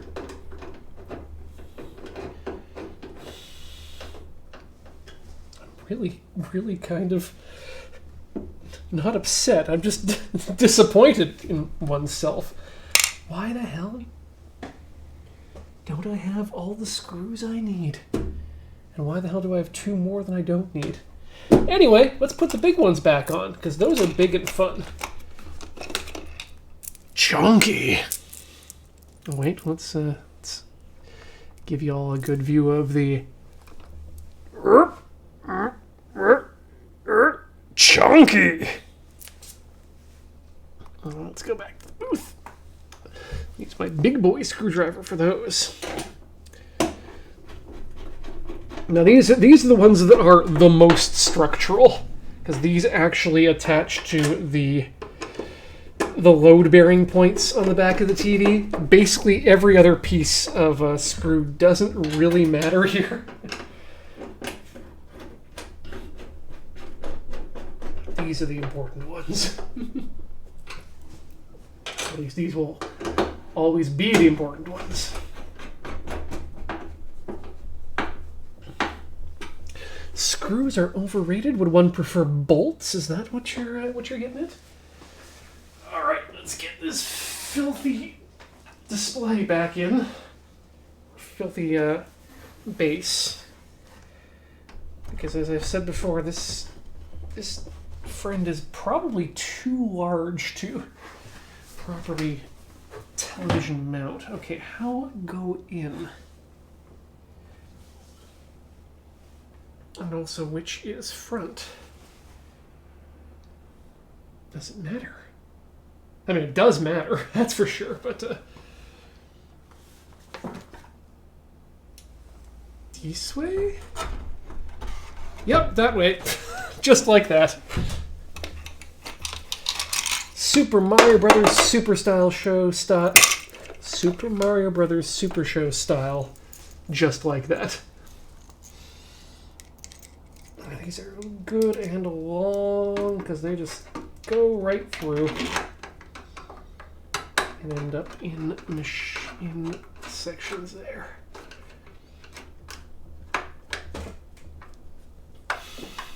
Nails? Oh, come on. If you're going to use nails, go with the Japanese joinery style. When are we going to get a TV that's made completely without fasteners? That's what I want. No glue. No glue either. Just friction fit. Everything is perfectly friction fit.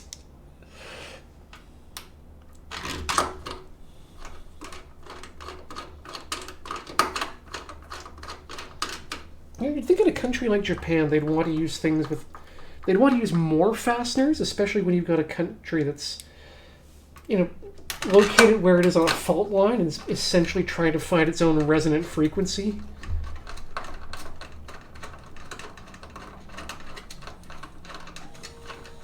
No fasteners equals no repair. No, Dragonite. I'm thinking like just, you have to open everything you own like a puzzle box by slowly, twist the base by 1/2 degree, then pull it just 2 millimeters out. Okay, that should disengage the top. Push 2 buttons on the side, and that'll flunk.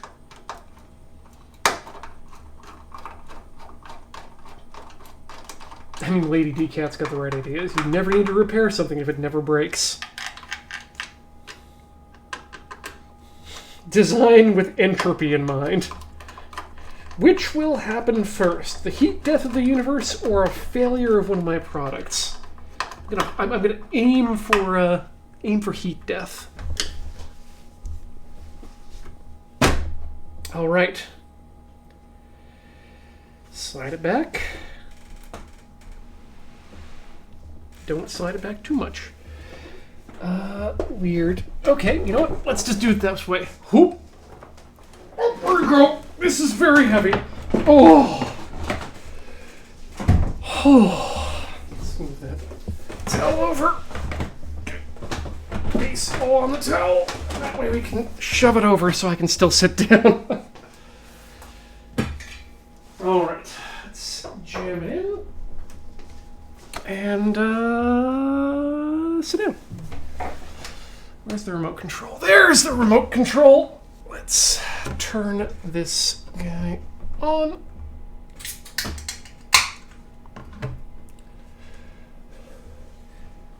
Greggles Wong back was locked and core engaged for that.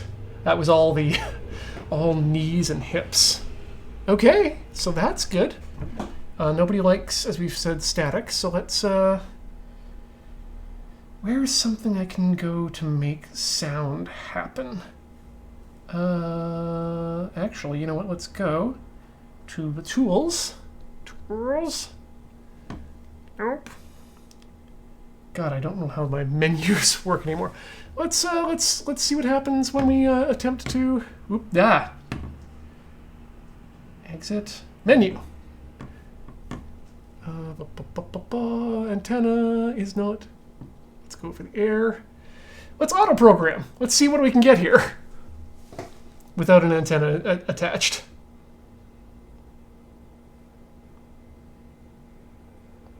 So far, no channels.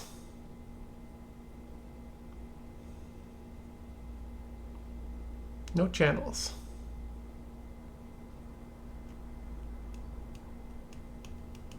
No channels. No channels. Do I have my adapters nearby? Oh, you're right. It's scanning the no longer used analog space. Well, or is it in the DTV yet? I don't know. You don't need an antenna. Sometimes just the little nub can be antenna enough.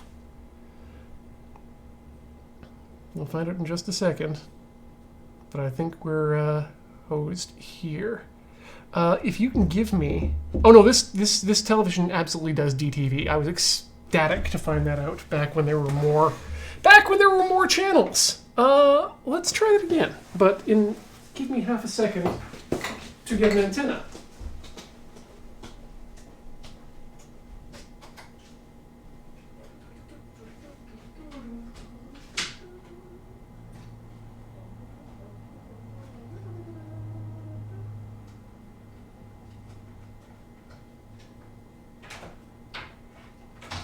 Just grabbing some old rabbit ears from the real TV?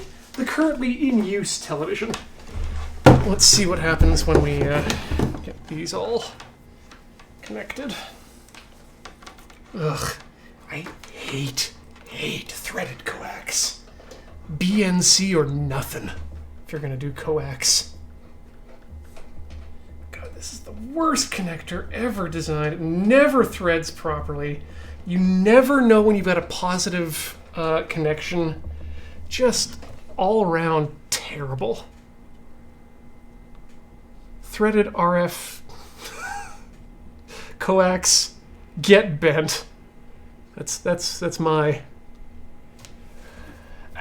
new thing. Okay, let's see here. Can you get anything, please? Find end signal. Bob Ninja Goldfish. Pistachio's voice was in the same ballpark as Enor's. Enor's was just a straight up 25? Henchman 25 from the Venture Brothers? Guy who talks like Ray Romano. Oh, good, we've got one digital TV.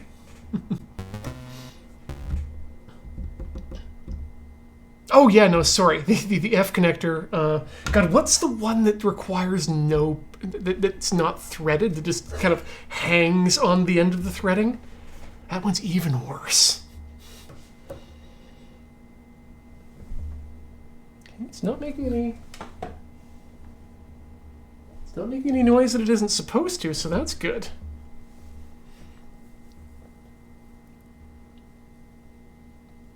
Using rabbit ears to get signal on a plasma TV is probably the most Ian thing I've seen. So here's the thing about rabbit ears and digital television and why I was so excited for over-the-air digital television, because it was a magical world. It was better picture than you would ever get from a cable or a DSL system at the time, because it was uncompressed. It wasn't uncompressed, but the bit rate was effectively unlimited compared to whatever you were getting off of cable, which was going to be just heavily compressed, like to an unwatchable level. And so, yeah, and then nothing really came of it. It's a DTV Air 2. 3, 4. Wait, do I just get all of them? Where's my channel list? Okay, we go to 21-1. Well, we were going to be there for a while.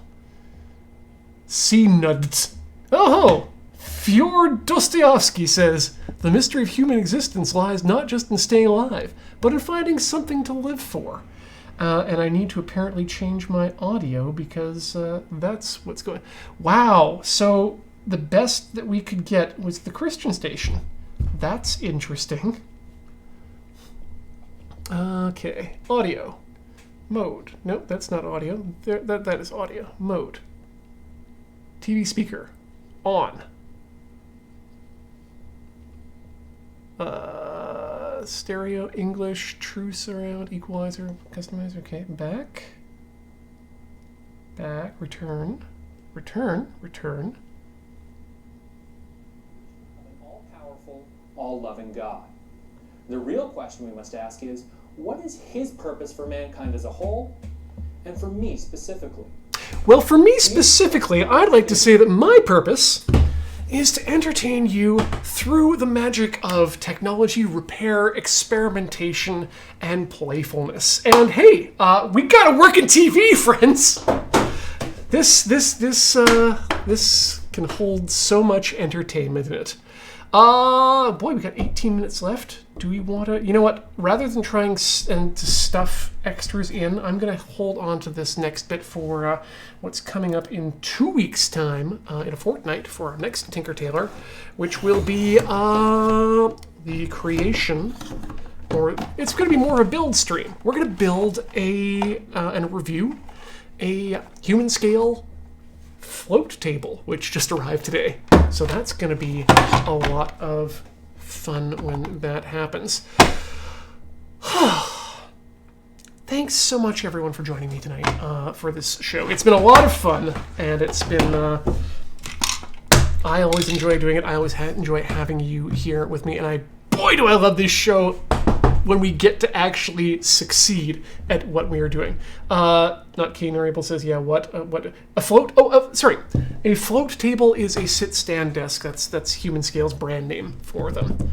Yeah, and the Meerkat has it in the screen there. Yeah, you can see into my kitchen. You've all been there before. It's we were there for the Gulab Jamun when everything was the best clip of 2020. And you can see more there. Hey, look, it's kind of my living room. Not really. Yeah, thanks for watching. Happy to have you here. Happy to have you stick around. Happy to have all of you generous people here who've given your bits and your subs here at twitch.tv/loadingreadyrun. If you're watching on YouTube, then you're at youtube.com/loadingreadylive, where all our VODs live. And of course, our streaming stuff goes at youtube.com/loadingreadylive, and our premium content, by which I mean scripted content and really just whatever we think belongs there, is at youtube.com/loadingreadyrun.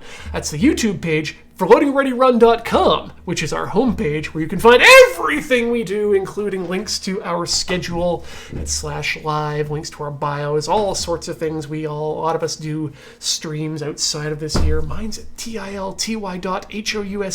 That's a valid URL. You should check it out. We're actually streaming tomorrow with more Yakuza 7 at 6 p.m. But also want to highlight those of you who have done the bids, the bots, the bumps, the boos. No, the bits and subs are what we're thanking you for. And we got a few people to thank here, like Gannon Dolph, who subscribed for 15 months. Thank you so much for your continued support here. Dota Prop, subscribing for 57 months. I'd like to opt out of the rest of 2021, please. PBS canceled. Caillou. Ever forward. Damn it. Punisher, subscribed for 16 months. Hey to you. Caillou is a brand new subscriber, thanks to the Meerkat. Thank you, Meerkat. Thank you, Caillou. KSLS Rocks is a brand new subscriber. Thanks for joining. Hope you enjoy what you see here. Muddy Thunder coming in with a 29-month resub. Hey, I think it was Corey who put together the year-long highlights, but I'm not sure. It was. Either way, can you thank whoever did it for me? It really made my day to see my name on it. Corey! Muddy Thunder says thanks for the highlights. I think she has her headphones in. Magical Rider, 50 bits. Thank you. Colebo Baggins, subscribing for 4 months with the 00. Thank you for that. RR Tycoon 2, subscribing for 49 months, almost to gold. Also, please don't crack the screen. I once did. Uncracked screen. This is one of the other things I love about plasmas, is that you can do things to them you can't do to an LCD, like that. It's hard, good plastic. Not glass, but hard, good plastic on the front of that. I wouldn't even dream of doing that to an LCD or an OLED. I got to see a wonderful demonstration of that at the London Drugs one time. So the guy took a little good-sized ball bearing on an end of a fishing line and just like, whoosh, pock. And it's like, yeah, that would shatter any other thing. Cranston Snord, subscribing for 36 months. Ian's donating plasma. No, I've managed to revive the plasma. The plasma stays with me now. Wizard Z subscribed for 89 months. Thank you, Wizard Z. Happy to have you as part of the channel. Thank you, the Merricat, for jumping out of your seat when I did that, because, boy, I do love surprising people with the sheer amount of confidence you can do that with. Yeah, stab it with a screwdriver. That would do bad things to it, and it would mar. Like it's a plastic screen. It's not impervious, but it is resistant to shatter damage. Viscount Sticks subscribing for 4 months. Thank you for joining the channel. Happy to have you here. Doc Tower subscribing for 45 months. Thank you for being a part of the channel. I want to thank LEK for their 9-month fub baby. Thank you so much. Full sub baby, in fact.